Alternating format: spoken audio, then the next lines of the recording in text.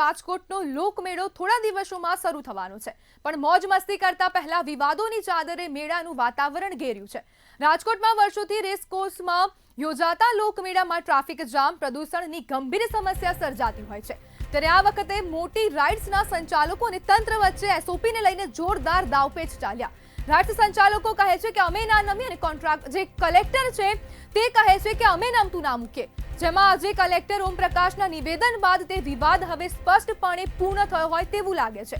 કલેક્ટરે છેલ્લા ફેસલો આપતું કહ્યું કે મોટી રાઇડ સંચાલકો માટે હવે સમય પૂર્ણ થયો, હવે કોઈ વધુ મુદત નહીં અપાય, પણ બાળકો માટે કંઈક મનોરંજન રહે તે માટે નાની રાઇડ્સ માટે તંત્રએ 3 દિવસનો સમય વધારી આપ્યો છે।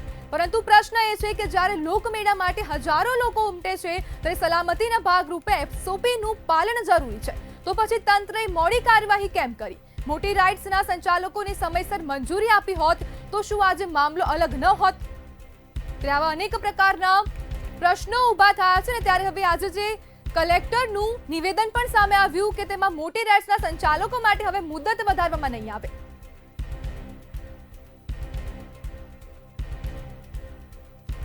આપણી સાથે રાઇડ સંચાલક દશરથભાઈ જોડાયા છે। જે દશરથભાઈ, દર વર્ષે મેળાની રામાયણ, શું કહેશો? મેડમ, ગયા વખતે પણ એસઓપી નું પાલન ના હિસાબે ગયા વખતે પણ રાઇટ નું પરમિશન આપેલી નહોતી।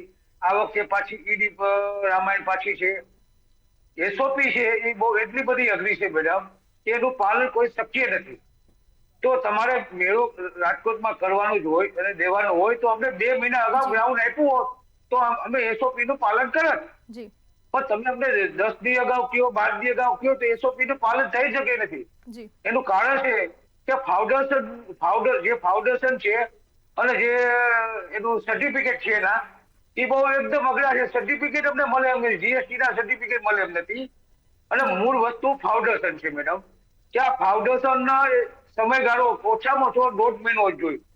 1.5 મહિનાથી 2 મહિના અગાઉ અમને ગ્રાઉન્ડ ફાળે તો અમે એસઓપી નું પાલન કરી શકીએ। હવે 5 દી 6 દી વાર હોય અને અમને ગ્રાઉન્ડ આપે તો એને કોઈ મતલબ નથી, એસઓપી નું પાલન થઈ શકે જ નથી।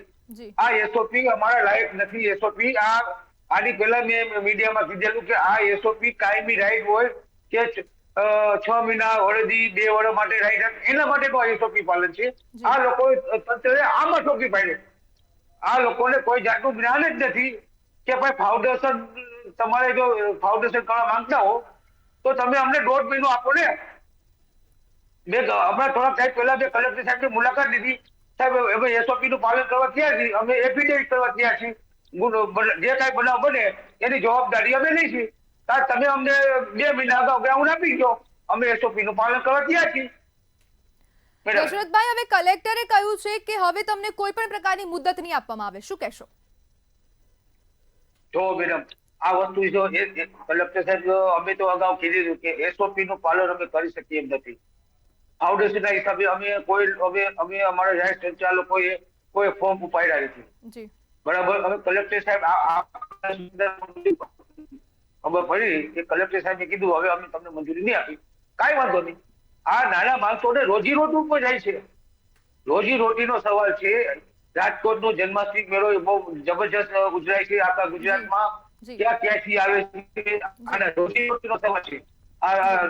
તો મેડમ, આ રોજીરોટીના સવાલમાં કલેક્ટર સાહેબ આ નિર્ણય લે છે એ વ્યાજબી નથી, એકદમ વ્યાજબી નથી મેડમ। દશરથભાઈ, જોડાવા બદલ આપનો આભાર।